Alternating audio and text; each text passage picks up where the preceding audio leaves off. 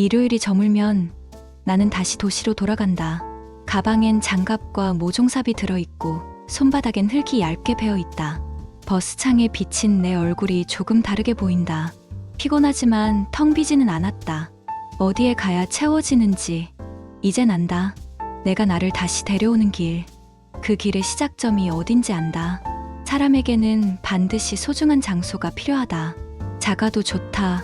멀어도 좋다. 남들 눈엔 별것 아니라도 괜찮다.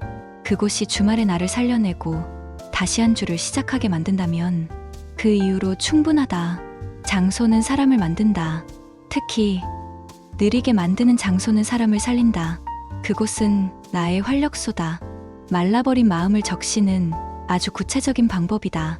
나는 그 방법을 두 손으로 잡았다. 흙은 기억한다. 손의 온도, 숨의 길이, 그리고 기다림의 표정을. 내가 조급할수록 흙은 더 천천히 알려줬다. 서두르지 말라고, 오늘 할 만큼만 하라고. 비가 오면 비의 속도로, 해가 나면 해의 속도로, 바람이 불면 바람의 속도로. 나는 텃밭에 선다.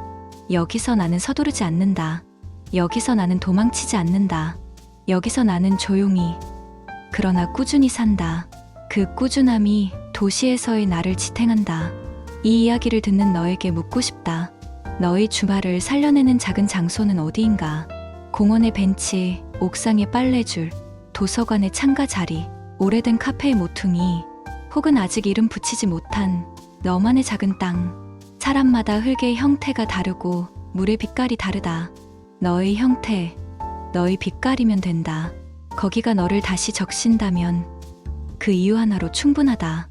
가끔은 살아남는 법이 아니라 다시 살아나는 법이 더 필요하니까.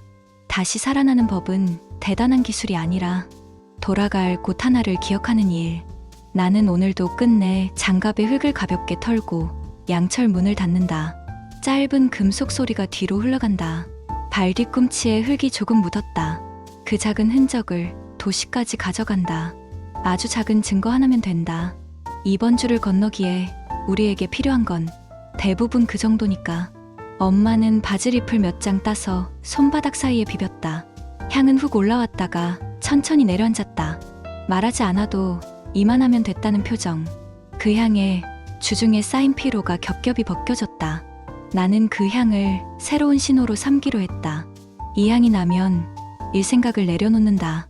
토마토의 빛이 바뀌면 목소리의 톤도 낮춘다. 작은 규칙이 나를 지켜주었다. 일요일 해가 길어질 즈음 울타리 너머로 노을이 번졌다.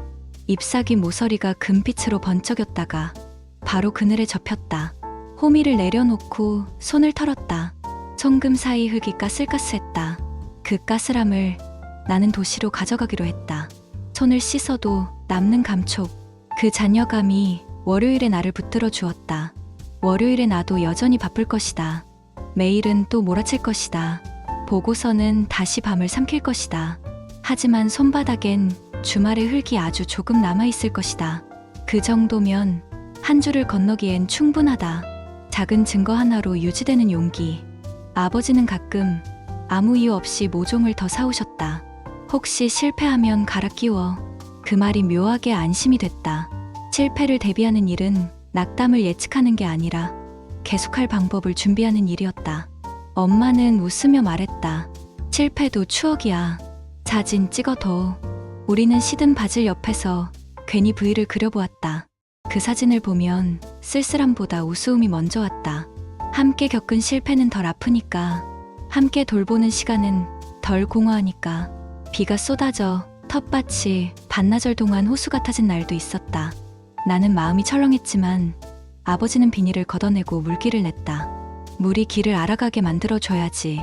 그 말이 귀에 오래 남았다. 감정도 그렇다. 막을 수 없다면 흘러갈 길이라도 열어줘야 한다. 범람을 탓하기 전에 방향을 그려주는 일. 어느 날 아버지가 울타리 옆 흙을 네모 모양으로 단정하게 눌렀다. 삽끝이 모서리를 그었다. 작고 분명한 네모. 나는 숨을 들이마셨다. 여긴 내 자리다. 그 한마디가 나를 붙들었다. 웃음인지 울음인지 모를 감정이 목 끝에 뜨겁게 고였다. 누구의 서랍이 아니라 내 서랍을 받은 기분. 일의 목록이 아니라 내 선택의 목록을 받은 기분이었다. 나는 그 네모를 한 바퀴 둘러보고 고개를 끄덕였다. 작지만 충분했다. 며칠 고민했다. 화려하게 피는 것보다 천천히 자라는 걸 원했다. 방울토마토 2주, 바질 한 단, 꾸준해 보이는 쪽파 조금. 나는 그 소박한 선택이 좋았다. 욕심을 줄이는 대신 손길을 늘리는 방식.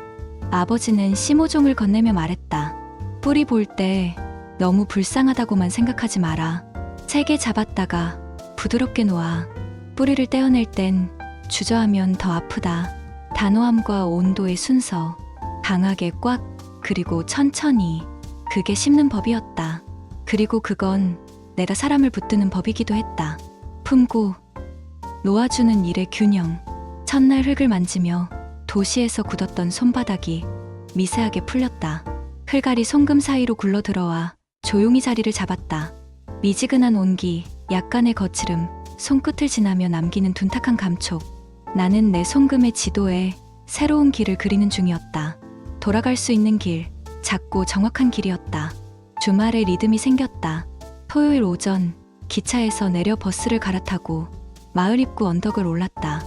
양철 문을 툭 밀면 얇은 금속 소리와 함께 흙냄새가 올라왔다.